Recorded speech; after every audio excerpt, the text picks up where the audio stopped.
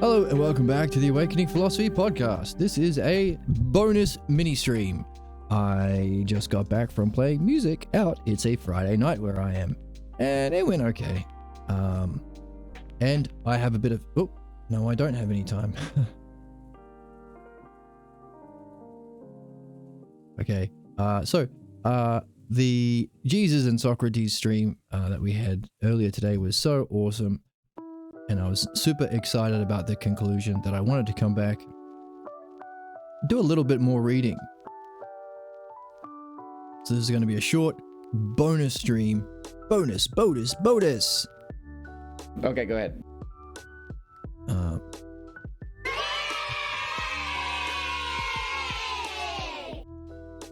And let's do a little bit more reading and see where it goes.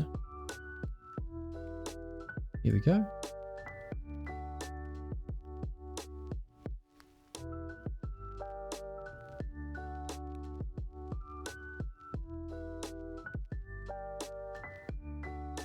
I can't get enough of this book. It's so fantastic. Shouts again from the fools out there, says the chorus number 2. Wake up, your bitterness clouds your words. Are you sharing how you feel about these two sages? Or are you describing some flaw in what they have said or done? We heard it and we hope you did too. Take seriously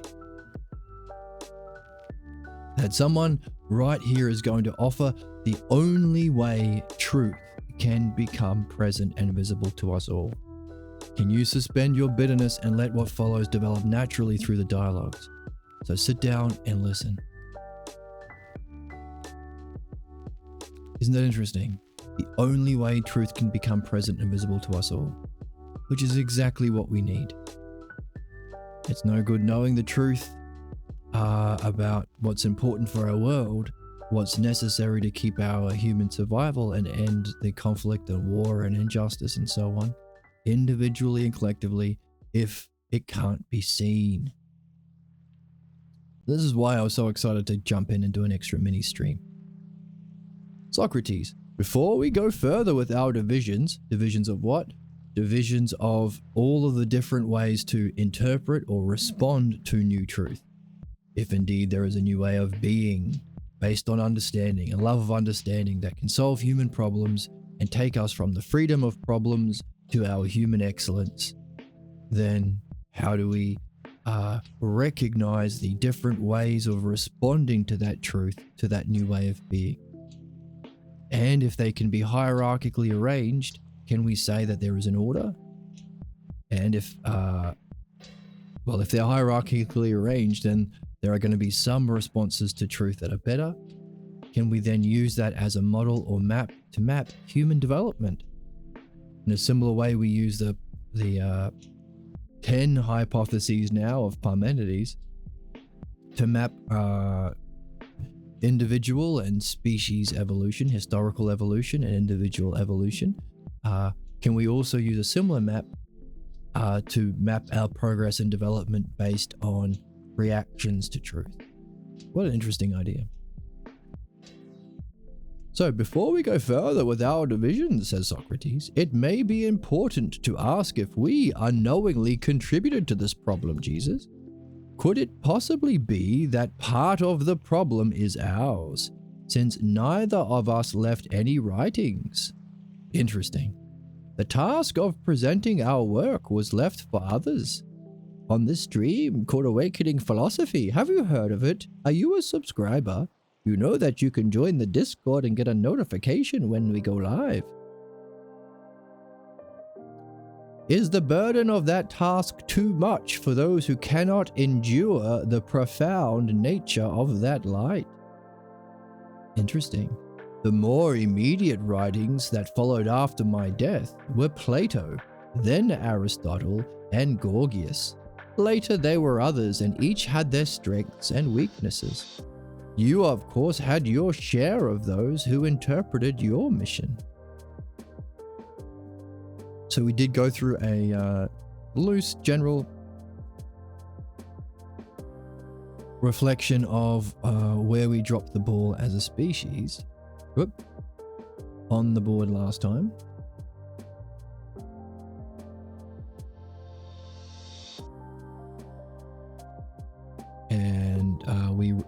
recognize in, for example, we will see in our reading of the Symposium that Socrates was known to be doing philosophical midwifery. He talked significantly in various dialogues. He talked about the significance of the necessity of dream analysis to solve problems.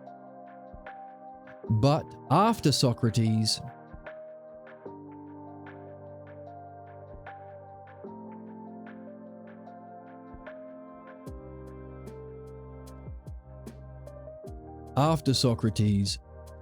we got Plato. And Plato didn't include dream analysis or midwifery. He did talk about philosophy. So we lost 2 of the 4, but also Socrates is just saying right now as we're reading, he didn't write anything down himself. In the Phaedo, we said that he was about to because of the instructions from his dream master in his dreams. But of course we killed him. So we lost mythology because of how we treated Socrates as a race. We need to do better, all of us. And we lost this because of the reason that we used to kill him was going against the official religions, which was Homer, which included these 2 things, which of course was a lie, but doing that in front of Plato meant Plato wasn't able to be midwifed himself, and he didn't want to talk about those things. So we were only left with philosophy. And of course, we've only been able to do philosophy very, very recently with the Balboa translations. Because after Plato, we had Aristotle, and now the text is adding Gorgias.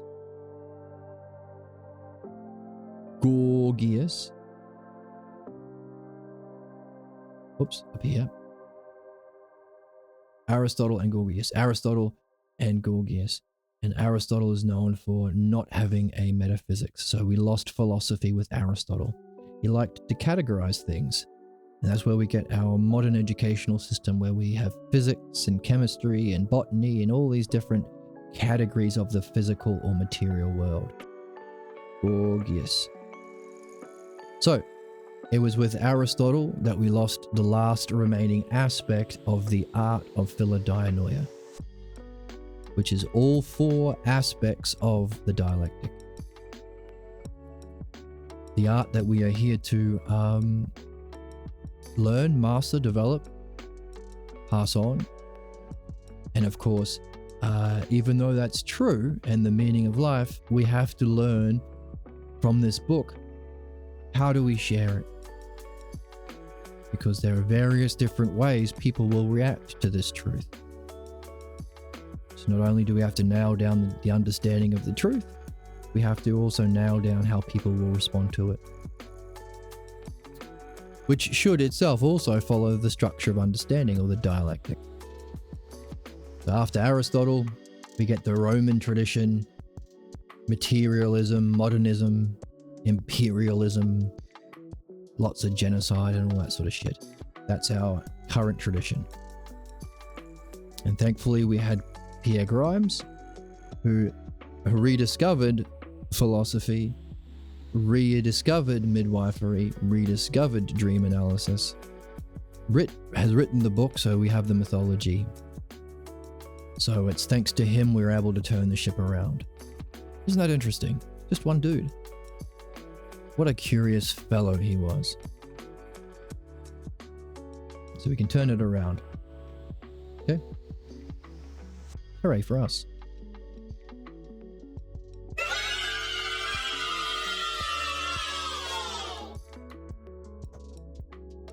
Jesus jumps in. Very true, Socrates.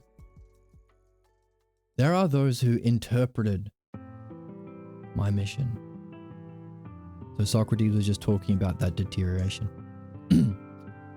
After my death, there were many interpreters who wrote out their gospels, and nearly all but 4 went up in flames. Funny that. I wonder Who benefits the most in burning libraries and books? People who are interested in belief of authorities, or people interested in understanding? The savage cavemen, are they interested in burning books? That extreme of the mean analogy that humanity is between savages? Or those sages that can share in the intelligible? People who love understanding? Clearly the worst one. You know, some of those were hidden and escaped destruction and have been unearthed in Egypt. Oh. Among my interpreters, many simply ignored what I said and did. Then, yeah. Right, the wealth gospel. Hey, forget about Jesus, give me all the money. Forget about the poor, let's have billionaires. Let's have wealth inequality. Forget about understanding and reflecting on the parables to solve the puzzles. Just do what I say or else I'll kill you. So many ignored what I said and did, says Jesus. Then there are those who substituted their own beliefs and expressed them as if they were mine. So we have those other two categories. We have the Kabbalah, which the patchwork way of interpreting. Take a bit of the rationality and patch up your beliefs. We have the worst, which is just completely reject what's being said and just hold firmly, fiercely to your stupid beliefs. And then there are the wolves in sheep's clothing who substituted their own beliefs and pretend they're mine, which we would call modern Christianity. Or at least evangelical Christianity or American Christianity. It looks like we identified our third division. Ooh. Because those who substitute beliefs to block the emergence of the true and original were called the deniers and falsifiers who function as wolves in sheep's clothing. Oh. Right, we have deniers, and we have just been talking about deniers as one of the four and falsifiers as the other. Falsifiers are the wolves in sheep's clothing. Yes, among them were followers of dun, dun, dun,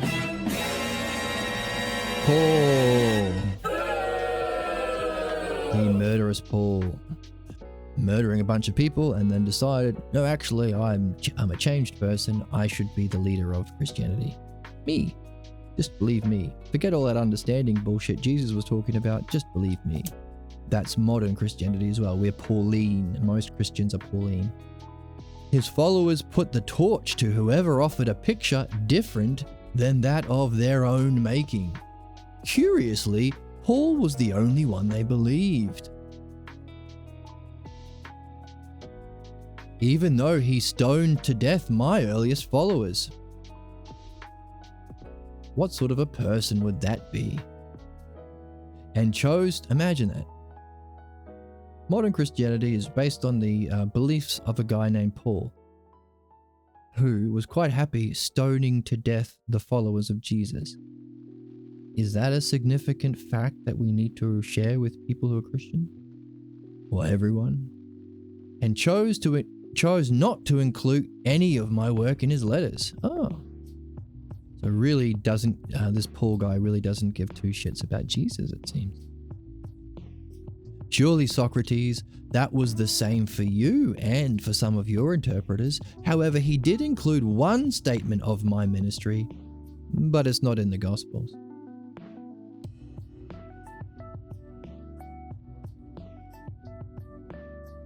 Let me just check how we are for time. We're good for a while. This is a mini stream today. Yes, Jesus, it is a common feature among those who would be our interpreters. You had your Paul. So here we have an analogy coming to light. Jesus is to Paul as I had Aristotle. So someone who hated Jesus, didn't include any of his work, stoned his followers to death, and then claimed to speak for him, Paul, a wolf in sheep's clothing, is to Jesus like Aristotle is to Socrates. So we've already got a loose outline of Aristotle, who came already when we were without mythology, dream analysis, and midwifery. So we only had one remaining aspect of the art of the dialectic, or love of understanding, philodianoia, the new way of being. But it seems like he claimed to speak for philosophy, but he seemed to do the exact opposite. So what would be the exact opposite of the study of the realm of being? The rejection of the existence of being and the study of the physical world. Materialism. So the Stoics and the Cynics, who use the language of metaphysics but just to talk about being a physical being, similar kind of a thing. So when if that's our modern educational tradition, if you're learning about Socrates, if you're learning about Plato, you are learning through the lens of Aristotle. The moderns, the modern philosophers that came after Aristotle, called Aristotle the philosopher. Plato didn't call Aristotle the philosopher. Plato kicked him out of the academy and called him the brain. Different things. Brain is not the opposite, but brain is different to mind. Brain is physical. And in that, what we're reading is Socrates is saying, hey, Aristotle is to philosophy as terrible as Paul is to Christianity. Isn't that interesting?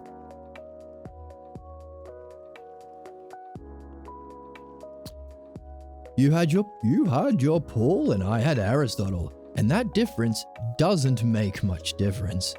Your Paul and my Aristotle both believed they alone understood our teachings. Oh, they are the chosen ones, according to themselves. Without touching what was there to be seen, without doing anything proper. They crafted what they wanted to see. Yes, I also had Plato and Gorgias. The former, Plato,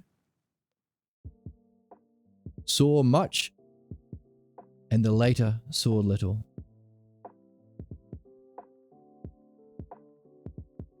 So Plato saw much.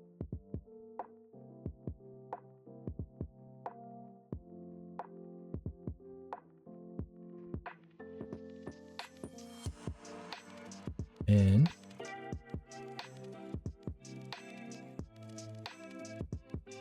Gorgias saw little. Interesting. So it sounds like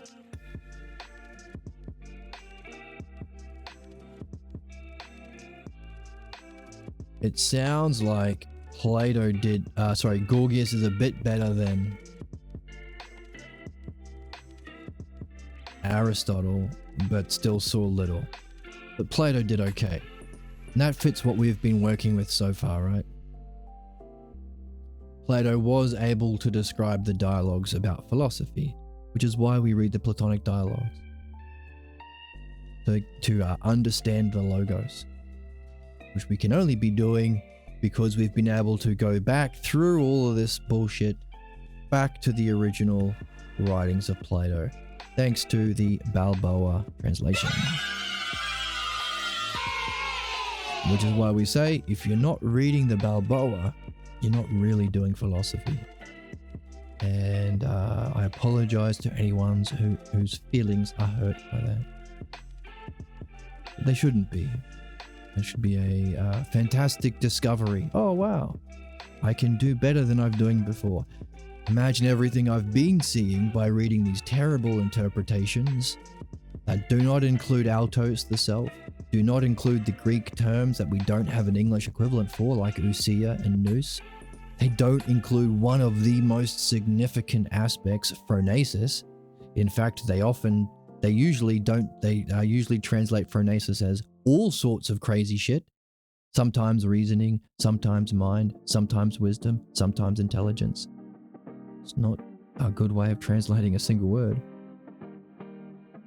And of course, the way that they teach it in college is the eidos, or the aspects of being, are the forms, which is a language of the physical world. So you might like, oh, I learned about Plato. Doesn't he have the forms? Nope. He has the eidos, the aspects of being. You have been taken in by Aristotle, the same way modern Christians are taken in by Paul. So good news, you can turn it around.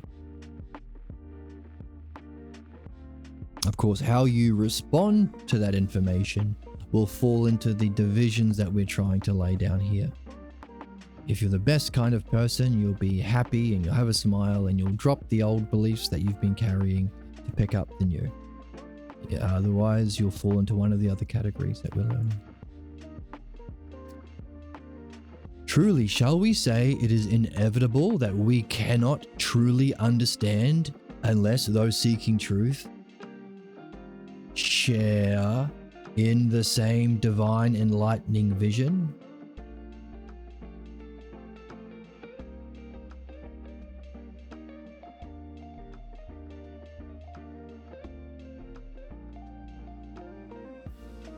Sorry, we cannot be understood unless those good people out there, like the people who subscribe to this podcast, also share in that same divine enlightening vision, what we're calling the second hypothesis, or the brilliant light of pure being, or the experience of nous. And then go on to function as we did. So it's not enough to just have that experience. You better nail it down with understanding and then share that understanding with others as they did. But also write stuff down. Share your content. Because he's saying, hey, maybe we made a mistake when we didn't share it down because we were asking too much.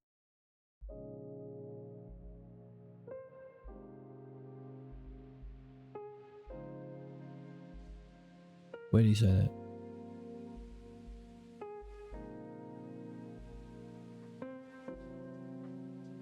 Here we go.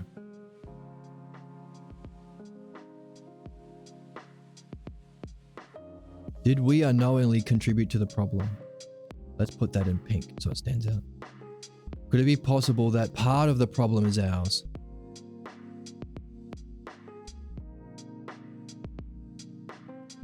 Since neither of us left any writings, and the task of presenting our work for left by others. Is that some responsibility we bear? And is the burden of that task too much for those who cannot endure the profound nature of that light? That's what he's asking. So when he says, we won't be able to understand what these men have been saying unless we too, those good people out there seeking truth above all, seeking truth more important to them than imitating the kind of cruelty of their parents or joining groups based on that cruelty, like MAGA, like Trump, like Zionism, or acted out to other people like sexists and racists and things. The good people who are seeking beyond whatever pleasure you get in acting cruelly and imitating a Noah, seek the pleasure of truth itself beyond that. Those people who can themselves endure or experience that same divine luminosity, and then go on to function as they did, understanding it and sharing that understanding. But also, hey, write it down. Because maybe the task of presenting your work that you were able to create will be too much for others who can't endure that profound light. And of course, we've seen earlier that one of the fundamental reasons we can't endure that light is, if not the fundamental reason, is the ignorance, the blinding light of ignorance, the darkness of shadowy belief, because beliefs make it difficult to see and to endure that light. You also use the expression blinding ignorance or blinding false beliefs. Impossible beliefs. Here we go. I'll put this in pink too, in green. People cultivate a blinding ignorance that leaves no room for intelligible light behind impossible beliefs. Now, our character Jesus is using the word impossible beliefs. We can call them either A, supernatural beliefs, because those are ones that are impossible. You can't prove Mary was a virgin, but you have to believe it in this or that religion. Prejudices go against truth. And pathologos, of course, is the worst kind. So, absurd or supernatural belief, prejudices, and pathologos. The pathologos is the ones that we cultivate the most because that's the one we identify with, a pathologos belief. It becomes our self-image, becomes our way of being, it molds our way of being, how we relate to ourselves in the world, and what we end up identifying with as the self. So it's the cultivating of false beliefs we carry that is a blinding ignorance that leaves no room for intelligible light. And when we do have experiences of excellence or intelligence or understanding, we usually retreat to those ignorance, to our familiar false beliefs, because we think it's more clear. We return to the darkness of shadowy belief because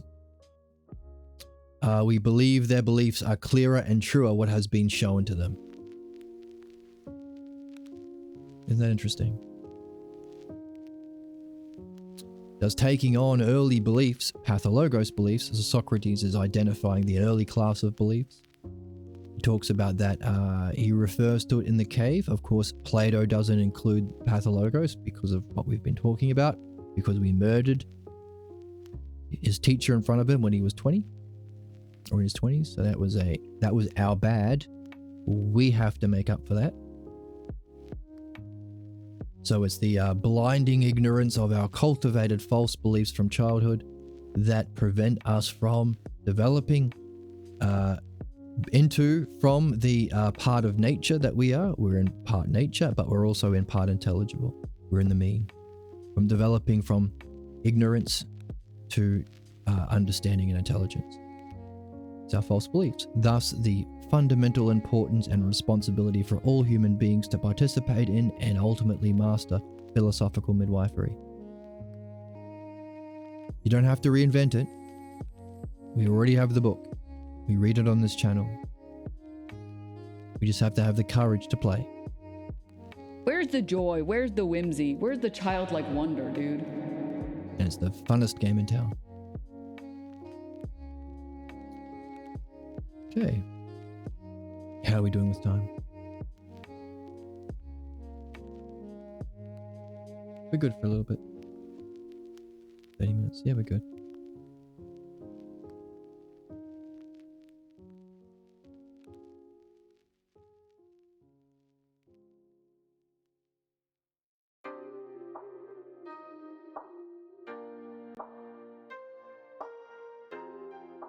Let's highlight the fact that we now have 10 hypotheses of Parmenides. That is a post-mortem gift that Pierre has given us. Once again, improving or adding to the tradition of Socrates. He's already done that in a few different ways, including helping us see how our random thoughts and daydreams play a role in conjunction with our night dreams. Socrates might have talked about dream analysis, but the relationship between our everyday thoughts, that's something that Pierre has added to. So also adding to the Parmenides by including Zeno's 10th. We have a puzzle. What the heck is that?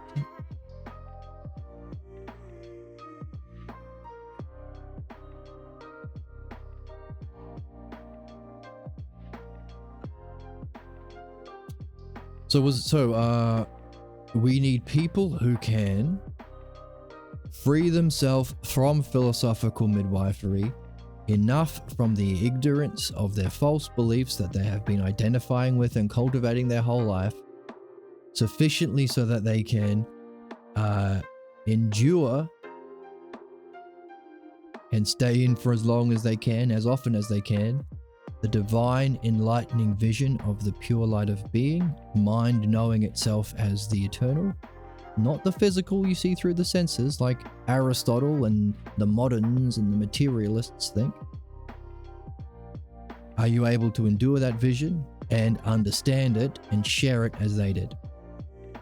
Says Socrates. As it is said, those who only follow the literal word are not able to grasp the meaning of the word, Socrates. The unfolding of the word is like a garden of the Logos. Oh, that's a beautiful. The unfolding of the word is like a garden of the Logos. Let's make that pink. That's a pretty thing to say. Isn't that a pretty thing to say? And each seed brings forth its unique flowering. So every person is meaningful and can bring forth a unique flowering of that Logos. We are all flowers unfolding in the garden of Logos. The beauty of the garden reflects the order and structure, without which nothing can bloom with the majesty and power of the Logos. The beauty comes from the order and structure. Is something beautiful if it's well ordered, if it's harmonious, if it's balanced, if it's symmetrical?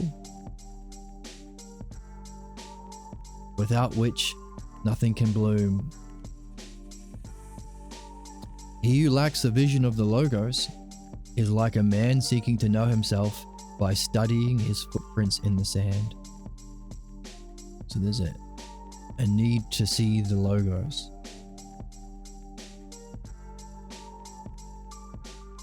We need a vision of the Logos.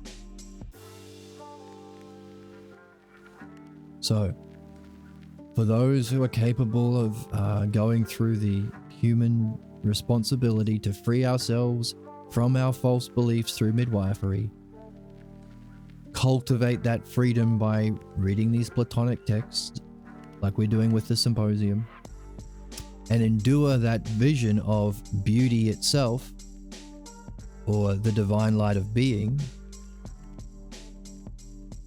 In that, what we're saying is we need to also see the Logos in that experience.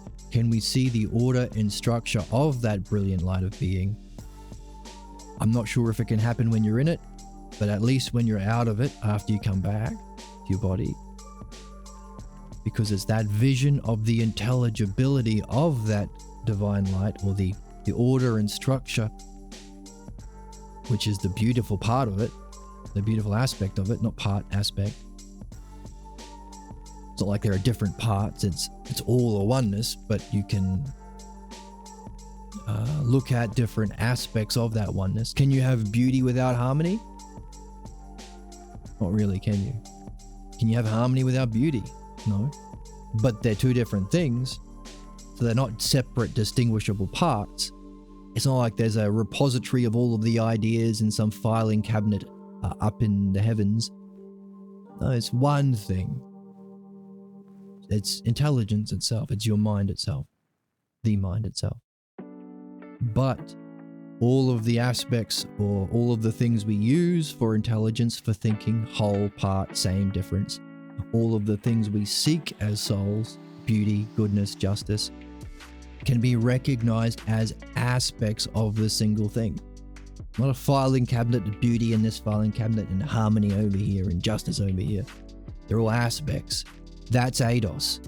Do you see the significance of not translating eidos as eidos, but calling it forms like the moderns in our current educational systems translate it, which is, I think, from Benjamin Jowett, one of the translators who completely missed the mark in the tradition of Aristotle.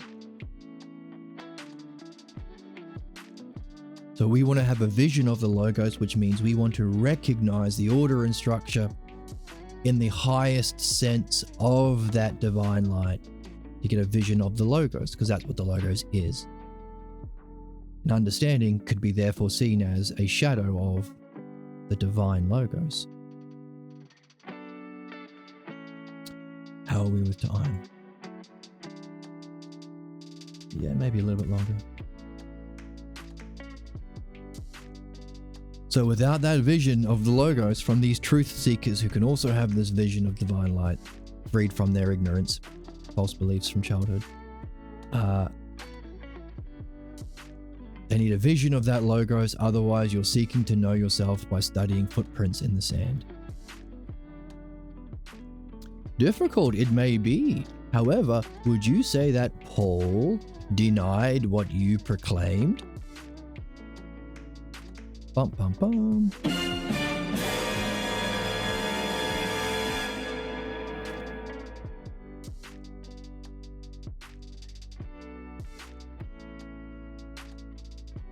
I ask that because it would be helpful if you first stated the principal ideas of Paul's doctrine. After that, we can focus on his differences from your own work. So that idea we've been playing with, that modern Christians aren't following Jesus at all.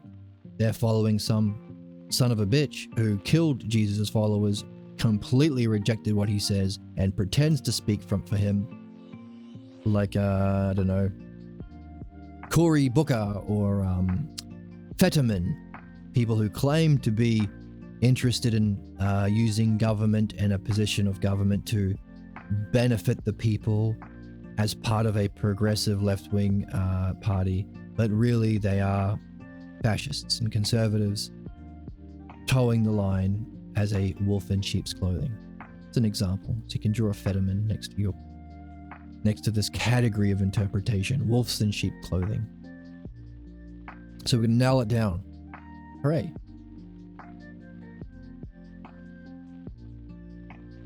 I do say we are proceeding rightly to first make clear what his message is.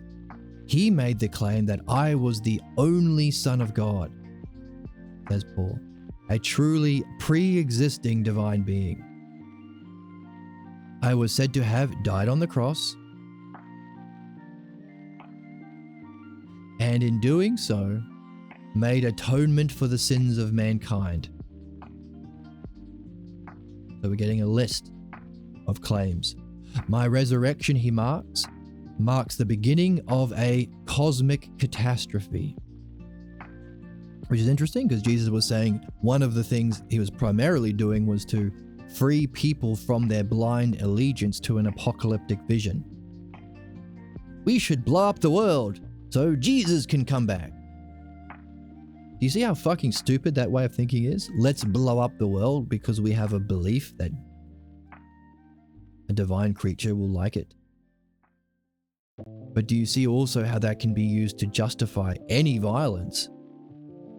Oh, we can genocide the Palestinians, we can kill all the non-Christians, we can stone them to death like Paul says, because that's all within the same genre of Armageddon. We want Armageddon. We want as much conflict in the Holy Land, so blah, blah, blah, blah, blah. Terrible, terrible shit. It's so important to understand why people think that way. You're not born seeking to do injustice against other people. It's learned, copying someone. Beliefs are. So, only Son of God, pre-existing divine being, died on the cross, in doing so atoned for the sins of mankind. My resurrection marks the beginning of a cosmic catastrophe, ending with the saved believers ascending to heaven. Right? And the rest of life destroyed. All the rest of life destroyed. Kind of seems cruel, doesn't it? Let's blow up the world and kill everyone because we are the chosen people. We get to go to heaven. Hey, the people murdering the Palestinian children, do they think they're the chosen people? How important is it to judge beliefs? Can you judge beliefs? such as it's okay to genocide because we are the chosen people? How important is it to judge beliefs? Oh, sorry. Never talk about religion or politics at the table. Yes, yes. Shut up. And let the genocide continue. Let the apocalypse continue. No politics or religion in this dream. Says who? Says these bastards? Speaking of... no. Speaking of ending my stream. Death, he says, is abolished and the demonic forces lose their power.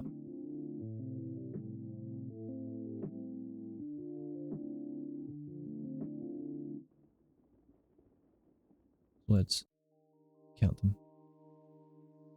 No more death, says Paul.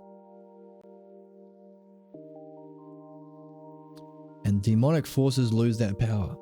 Hey, you know how the cause of problems are allegiance to false beliefs that we have from childhood as part of our caveman aspect of our evolution? Oh no, well actually that's all wrong. Actually the reason bad things happen is because the devil did it. Devil did it. Devil made me do it. Demonic forces. So hey, let's blow up the world because that was the only way of getting rid of those demonic forces. Every single war begins with a demonizing of the other. What do the Zionists say of the Palestinians? They are savages, animals. When the Americans invaded Iraq, sand N-words.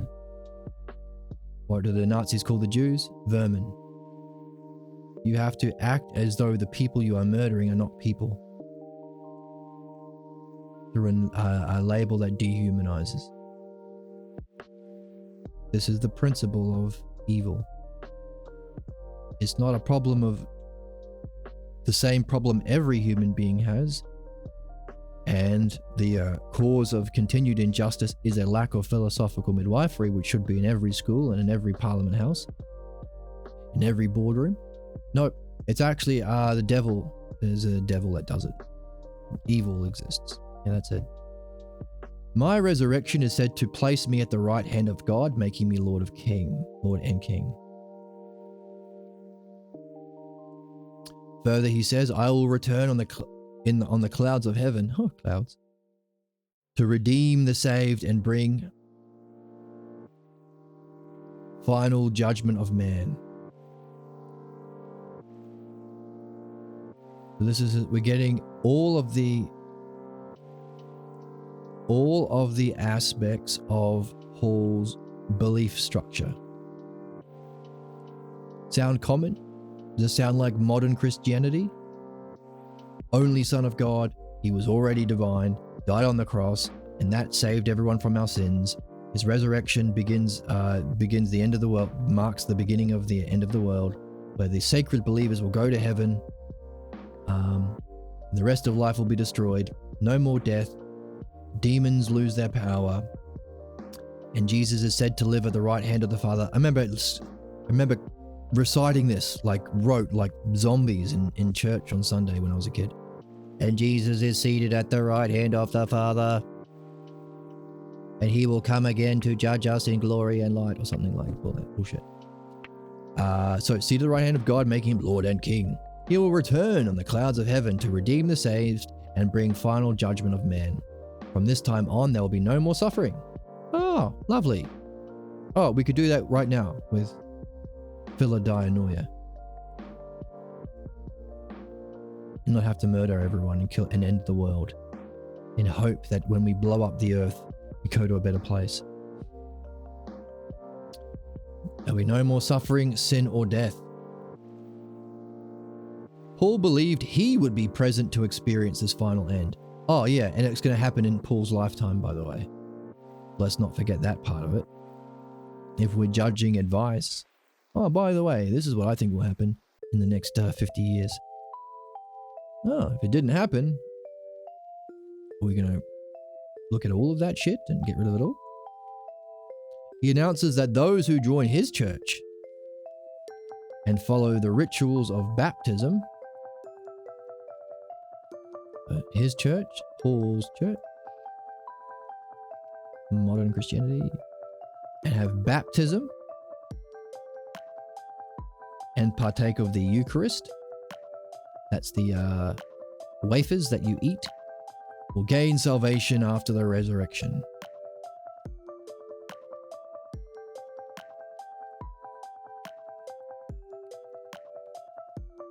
Better eat those crackers. The saved become sons of God and gain eternal life. Too bad if you are born in a country or born of parents who aren't Christian. Oh, and this kind of Christian that has Eucharist. Are you one of those Christians that don't eat the crackers? Too bad. You are going to die. I mean, not go to heaven. You are judged as unworthy, says Christianity.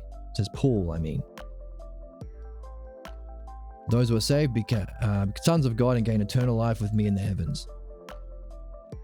Eat them crackers. His was a carefully crafted message. It is repeated endlessly and lulls to sleep the soul. Yeah, it does. It's like a, we believe in one God, the Father, the Almighty, the maker of heaven and earth, who is seated at the right hand of the Father, all that is seen and unseen, and blah, blah, blah, blah, blah. Literally fucking hypnotic bullshit that you have to recite in church if you grow up Christian or Catholic. Lulls to sleep the souls of his followers who can forget what is said by others and me. So it's a con. Church is a con. Because you forget what is said by Jesus and others through this multi-level marketing bullshit.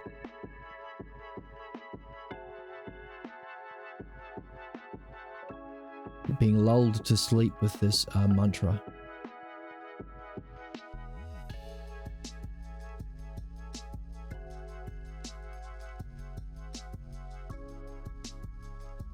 Ooh.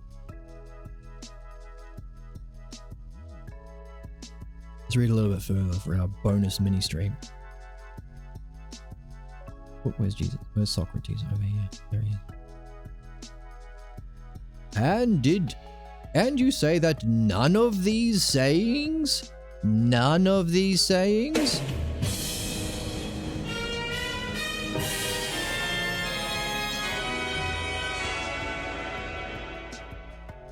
None of these sayings? None of these sayings? All of the basic fundamental aspects of what people think it means to be a Christian, none of them came from your own teachings? None of them? None of this shit comes from Jesus. Holy fuck. Good thing we had a bonus stream today. Tell your friends. Did he not say that he was an apostle by God's will? From what I've heard, he said he was commissioned by the will of God. Didn't he? I mean, how easy is it to say that though? Oh yeah, God told me that I should be the leader and all that stuff. And let's kill everyone. Just like I like killing people, including Jesus' friends. Yeah, you know. God told me. That's no small claim. Does that not mean he places himself at least as an equal with you? Or surpasses you?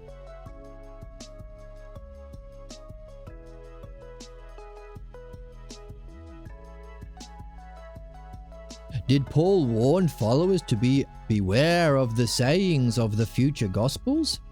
Did that not apply to those of the New Testament?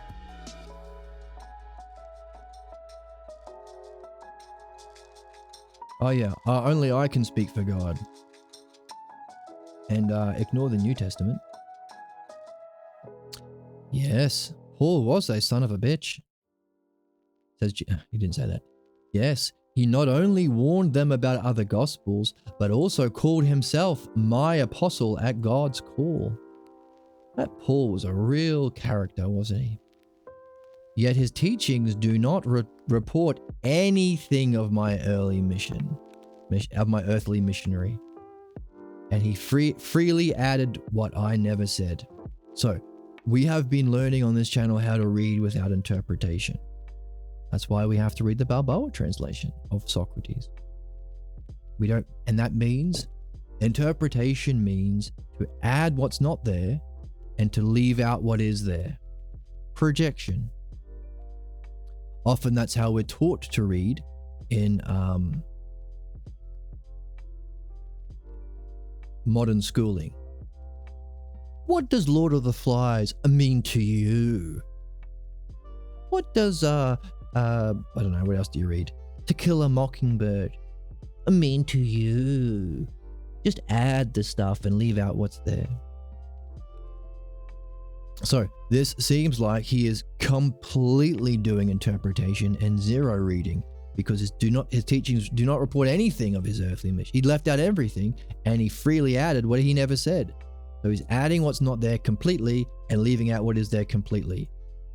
It is the worst possible voice for Jesus. And that's where we get all of the fundamental 1, 2, 3, 4, 5, 6, 7, 8, 9, 10, 11, 12, 13, 14, 15. 15 has two parts, so let's say 16, 17, 18. No, those are all, yeah, let's say 15, 16. Yeah, okay, so somewhere between 15 and 20 fundamental, basic tenets that everyone can agree is Christianity today. None of them said by Jesus. All of it bullshit added by this murderous asshole prick called Paul. That's who people have been following. That's who people have been using to justify killing the Arabs, genociding the Palestinians, going on crusades, oppressing women, enslaving black people, taking all the money from the parishioners to buy golden jets and mansions. Those 15 to 20 principles that were not from Jesus. Paulines they are. Now, if you are a reporter on the news, you should put that as the number one head story. How significant is that? See what I mean by how awesome this book is? Just laying it out. By the way, Socrates was saying, hey, we left it for people who might not be as smart as us, because intelligence comes from the ability to partake in and share in, for as much as you can, intelligence itself.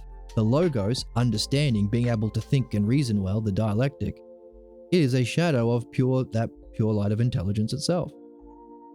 So these two are people who've had that brilliant light experience. Socrates probably more often and added some understanding, whereas Jesus was more into belief. Nevertheless, there is differences in how intelligent people are.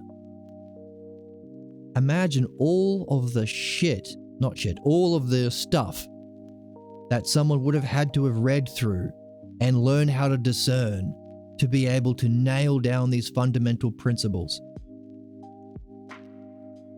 To be able to judge the people like Paul. To be able to read a book like that, many, many books like that, without distractions. How difficult is it for us to read without tangents and, oh, I should do something else and I should be playing anime or something, watching anime or...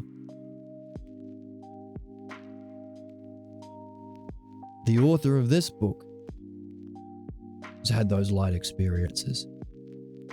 Reinvented Socrates, added to Socrates. Perhaps the smartest, most intelligent and wisest person ever to walk the planet. And he didn't leave it for others. He wrote the book. This is the book. So one of the things we've been seeing is Socrates and Jesus saying, hey, maybe we should have written it down. Maybe it's rare for people to let go of their false beliefs. And believe me, someone who's been in the game for a while, it is fucking rare. Humans are awful. Only in as much as they refuse to reflect on their false beliefs that they identify with, and as they grow, especially men, they become more entrenched, no, not just men, all people, more entrenched in that ignorance. So when I'm playing music, I have to beware of the older gents. Those are the ones more certain in their ignorance than the younger ones. It's rare. Not only is it rare to go through it, he wrote the book on it. Not only is it rare to have this enlightening experience, he was a Westerner. He didn't grow up in a culture like him and Alan Watts were the first people to go over to the first academic Westerners, one of the first anyway, earliest, to go over and get into that Eastern stuff. How difficult would that have been? Imagine what it was like in the 30s, 40s, 50s, and 60s. And while studying or meditating, his natural way of being, his natural love of understanding, got him talking to people in between the meditation center, like that you sit for 3 hours, then you walk around the block to stretch your legs. It was just, oh, how's your meditation going? He was naturally doing Socrates' way of being, talking, helping people to reflect on what their challenges they were having in a way that freed them from their blocks, which meant usually light experiences are really, really, really rare in meditation halls, in zendos and ashrams and things. People were popping off left and right to the point where the guru was saying, we've got 2 gurus in this room and he's doing his job. Hey, welcome, Sus. He's doing my job better than me. So not only was he able to experience the light, he was naturally bringing people into that light, like Socrates was doing. So if intelligence comes from the ability to share in intelligence itself, so the more that you can experience the pure light of intelligence being, the second hypothesis, the more intelligent you're going to be. And let's hope you're not just from an Eastern tradition without understanding. Like Pierre, you have understanding too, so you can help others.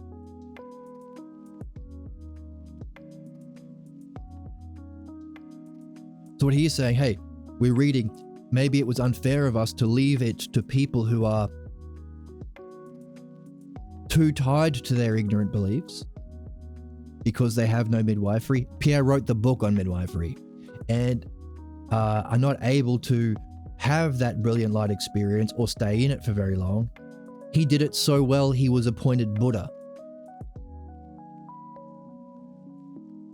And he was a professor of philosophy for, 50 years? So in other words, the best of humankind, literally, by definition, has written this for us. And these 2 guys didn't. And one of the hugest problems we face in a society is because of the Christians and the believers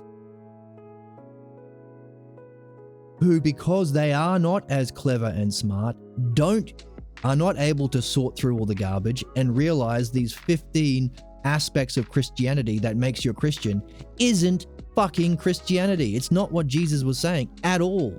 It was completely all added, and everything Jesus said was left out. Modern Christianity is the exact opposite of Christianity.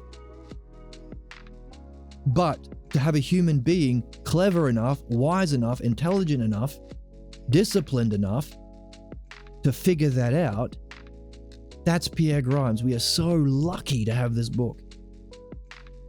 And he wrote it down, unlike Socrates and Jesus. So we don't have to deal with interpreters of Pierre Grimes. We're literally reading it ourselves. From the horse's mouth, as they say. Thank you for all the mogul dancing. Very, very cute. Let me just check. Got a little bit more time. How lucky are we? How important is this book? See why I'm saying this is like the best book ever? It's like Michael Jordan is giving you a one-on-one lesson in basketball. But my frustration is no one knows what basketball is, except maybe a half a dozen people. So very few people are going to see how awesome this book is. But hopefully we're all seeing it together and we can tell our friends and we can share a coffee with our friends and say, hey, you know what? You know, these 15 tenets of Christianity, Jesus was the only Son of God. He was already divine. He died on the cross to save men from their sins. When he rose again, and that marked the beginning of the end times, in which there'll be an Armageddon, and the saved believers will go to heaven. Everyone else will be destroyed. Death will be abolished. The demonic forces will lose their power. And in his resurrection, Jesus is seated at the right hand of the Father, Lord and King, and he will return on the clouds of heaven to judge and redeem the saved and bring final judgment of man. And there will be no more suffering or death. And those who join the church and partake in the rituals of baptism and the Eucharist will gain salvation and resurrection. The saved will become sons of God and gain eternal life with Jesus in the heavens. All of those 15 to 20 principles, none of it is Jesus. All of it is murderous, lying, wolf in sheep's clothing Paul. All interpretation. What has that been used to justify in the last 1500 years? All sorts of injustice and atrocities and suffering against all sorts of people, everyone. Non-believers, women, people who have non-white skin. Tell your friends over coffee. Read the book. There's a link below. Get the PDF. You can download the PDF too if you get a special extension for your Firefox, I'm told, your web browser. How important is that? How lucky are we that the smartest, wisest person laid it out for us? So lucky.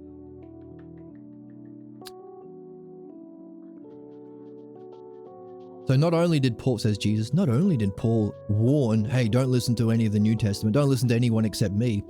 He did not include anything of what I said, and he freely added whatever I didn't say, says Jesus. I appreciate the depth of your vision of Paul, Jesus, says Socrates.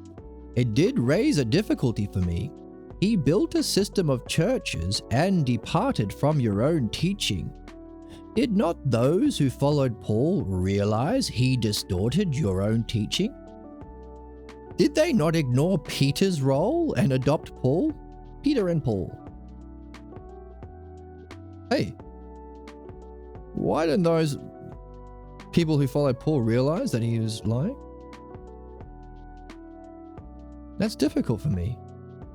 He built a system of churches. Hey, you know all those Christian churches? That's Paul. Jesus didn't say that. How come people didn't realize? That's confusing me. What about Peter? So Jesus says, hey, Socrates, you have always had this reputation of jumping directly to the heart of every issue. And here it is again. If my goal was not to establish a church, number one, like Paul did, but to provide a way to the kingdom of God, the state of mind probably, then what interest would I have in building an empire of churches? That was Paul's doing. And all that wealth, extreme wealth inequality, that is objectively the cause of 90% of human problems, wealth inequality. How wealthy all the churches are. Not just the church in Rome, but all of the other ministries. The evangelists with their golden jets and their palaces. The opposite of what Jesus said. Paul, you know that guy who murdered people for fun? Yeah, that's who you've been following. The guy who's lying to speak for Jesus? Yeah, that's who you're following. Isn't that interesting? You know, Paul ignored my earthly mission and chose to center his church entirely upon the significance of his idea, church, of my presumed resurrection. His church added to those ideas of my ministry after my death. Convenient. Among those gospel writers, the earliest, Mark, lacks a resurrection account. There's no Easter in the Bible. Ooh. The church added it.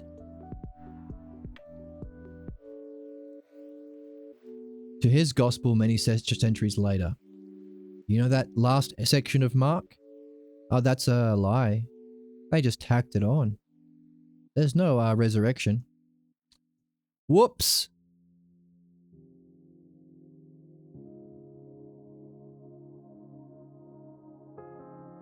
The other gospel writers drew heavily upon Mark. So everyone followed Mark. And also added material from even earlier sources than those Mark uses. Both Matthew and Luke drew from material that Mark ignored.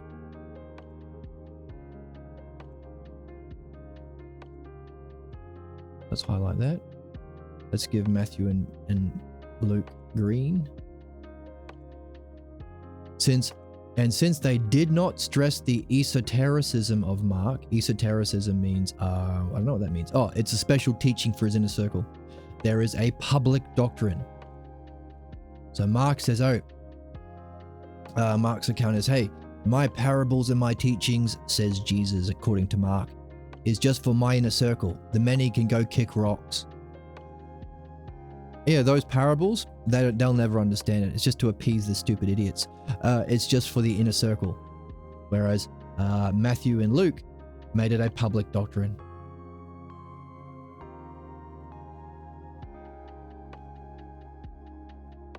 Is it not curious that what Paul put in his account is not in Mark, and what Mark said, Paul ignores completely?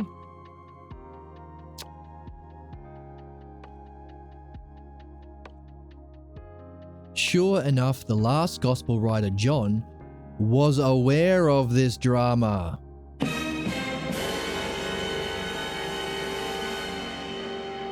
And sought to save Paul's doctrine by combining both into his account.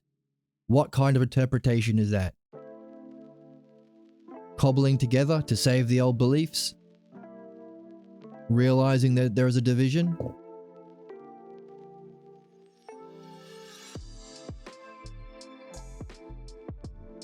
Mark didn't have the resurrection.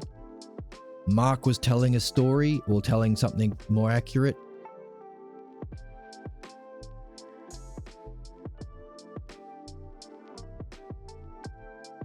Now, esotericism could mean something else.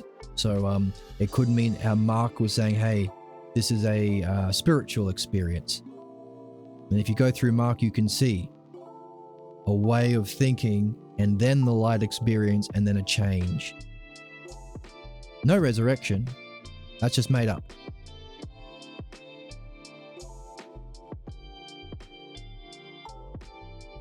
And John tried to save Paul by combining the two. So lots of differing accounts and contradictions in the Gospels. How are we for time? A little bit longer. This is a bonus stream sus today. Extra mini bonus stream. Got home from playing music and I was so excited about our reading of this earlier today. I wanted to get back into it. It's just so cool. So exciting. But yeah, I'll have another stream in a few hours, I think. I need to do some work on some music. A lot of the songs, some songs people requested tonight, I didn't have in my memory bank. I want to nail them down. Socrates continues. I find it curious from what I've heard, Paul didn't have a major conversion experience on the road to Damascus. So some people who start to learn about this will try and save their old beliefs. Oh yeah, Paul was a murdering bastard who lied all the time and loved to kill people who followed Jesus. But he changed, he had a conversion experience on the road to Damascus. Luke, says Jesus, added several important parts to Paul's accounts of his conversion experience that he never said himself. Mark seems to be doing something different from Luke and Matthew and John, who seem to be trying to save Paul for some reason. What's that? Did Luke repeat the same account, or did they differ? If they differ widely, why did he create the difference? He's so lucky to have someone who was literally the head teacher of the College of Religious Sciences in America, as well as a Master of Philosophy. giving us all this. If anyone can see this, it's so fortunate.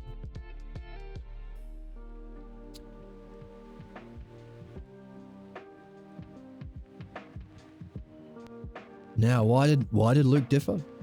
That is not an easy question to answer, because altogether there are 4 accounts of that experience. Paul's change of mind. I'm suddenly not a murdering bastard anymore.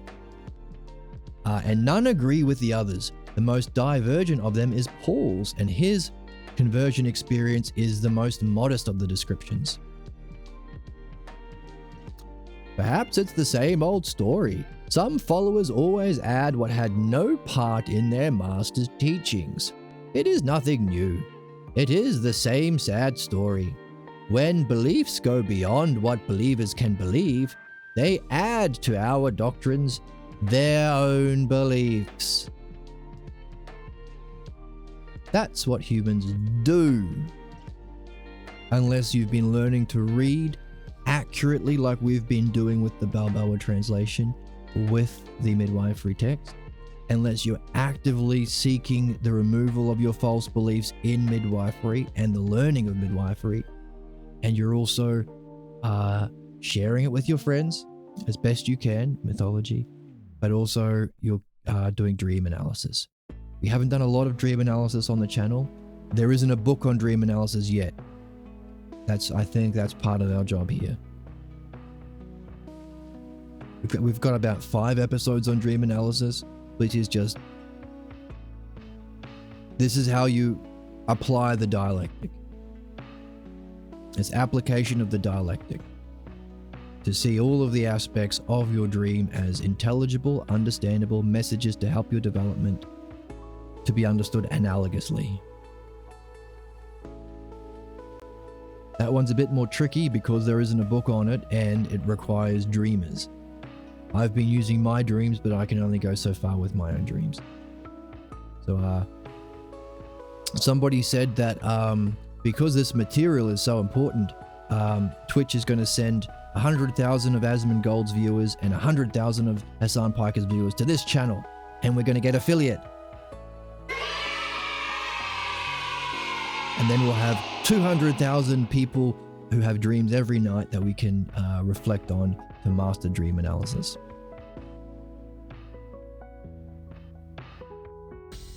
So we don't do this. So we don't lie or leave out or add to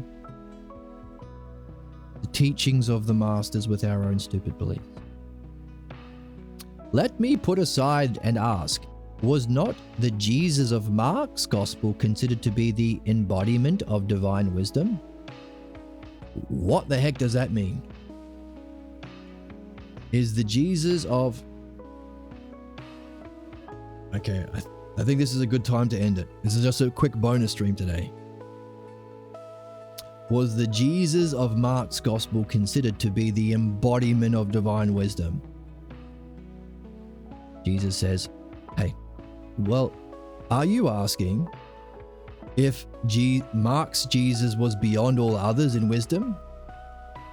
When the scribe asked which of the commandments is the first, the answer of Marx's Jesus combined the first and second. He answered that God is not only one, but there is no other than He. He went on to say that you should love your God with all your heart, soul, mind, and strength. The scribe added, and with all your understanding. For the second commandment about loving one's neighbor as oneself, the scribe added, that is greater than all the burnt offerings and sacrifices. When Mark's Jesus heard these additions, he said to the scribe, having mind was not far from the kingdom of heaven. None of the other gospels report the superiority of the scribe's comments, nor that judgment, only Mark. This is a story in Mark about a scribe.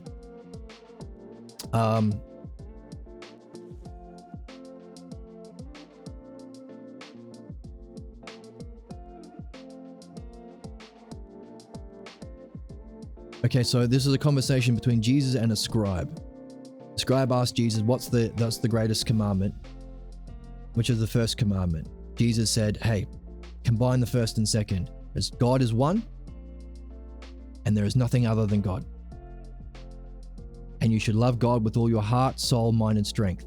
The scribe added, hey, let's not forget understanding, pal. As for the second commandment, loving one's neighbor as oneself, the scribe added, hey,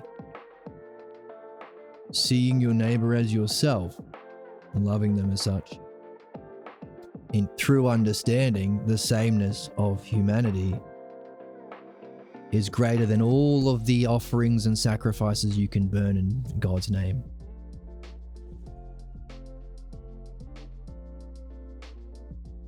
And then Jesus said, that state of mind is not far from the kingdom of God, meaning the kingdom of God is a state of mind developed through understanding of the nature of the divine, being able to recognize we're all the same in some fundamental way that allows you to bestow providence or love to your fellow man. Is that a pretty good account of wisdom? Doesn't sound too bad to me. Yes, Mark's Jesus acknowledged the scribe's superior answer and dignified it with his claim that it meant that the scribe was not far from the kingdom of God. So mind played a major role in that statement. Actually, it was the report the scribe noticed that I left out the role of understanding in the love of God, and that was an important omission. Yes, you were being corrected, Jesus. It is important within my philosophy because the idea of understanding is seeking a kinship between the logos and nous. The logos, the understandability, understanding, language, conversation through dialectic, and intellect itself. Logos and nous. Logos and intellect. It's the understanding is seeing that connection. Understanding is seeing that pure being is understandable.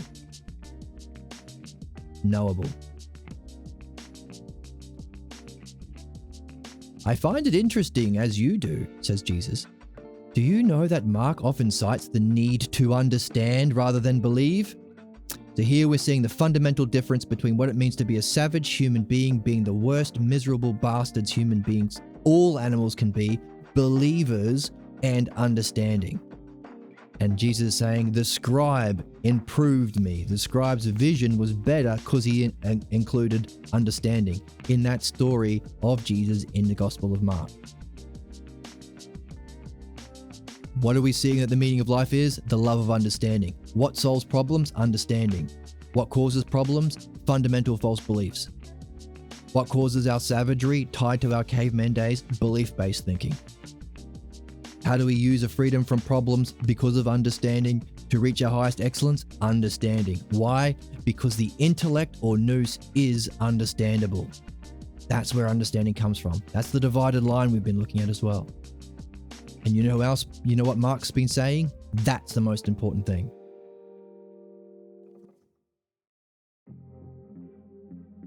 Mark often cites the need to understand, says Jesus, rather than believe. So these other guys, people who lied about Mark, added the resurrection to Mark. Paul added those other 15 things that aren't in 15 to 20 things that isn't there. And Matthew and Luke and John tried to save Paul's bullshit. Very different from what Mark was saying. And by the way, they copied a lot of Mark,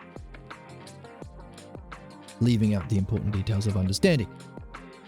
I will enjoy looking at that for later, says Socrates. As for now, would you say that linking these two commandments with the theme of love is Mark's vision of the new role of love in your teachings?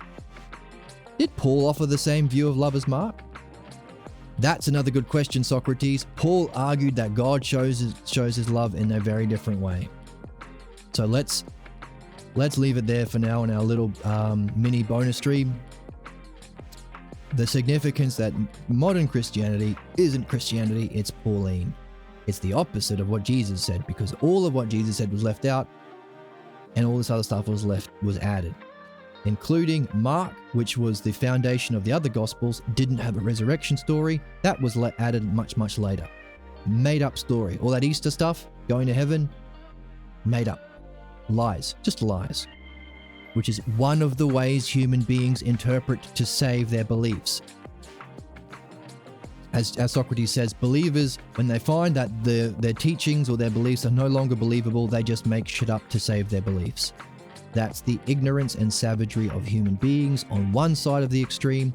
But if we develop a way of sharing in the intelligence by removing our beliefs through the love of understanding, we can participate in intelligence itself, learn what it takes to solve problems, get over this apocalyptic vision, let's blow up the world bullshit, and see what Mark is saying Jesus said, hey, it's a state of mind based on a love that is based on understanding. Love and understanding together. What do we always say in this stream? Love without understanding is criminal, brutal, cruel, savagery. But love with understanding is divine. Thank you for joining me on this bonus stream. I might even have another one later on tonight. But yeah, lots of awesome truth bombs. Let's once again give our thanks to a fantastic gift to humanity, Pierre Grimes, who's laid it out for us to figure out for ourselves by just reading. Giving us a mythology, giving us his words, transcribed for himself. No Paul in the way, no Luke, John, and Matthew in the way. No Mark trying to break through and cut through and say, hey, look, don't listen to those bastards. Understanding is the key. It's what Jesus was saying too. None of that. We can just read it for ourselves thanks to the brilliant, brilliant work of one of the greatest gifts to human civilization, Dr. Pierre Grimes. I'll see you. Thanks for joining me once again, and I'll see you in the next one.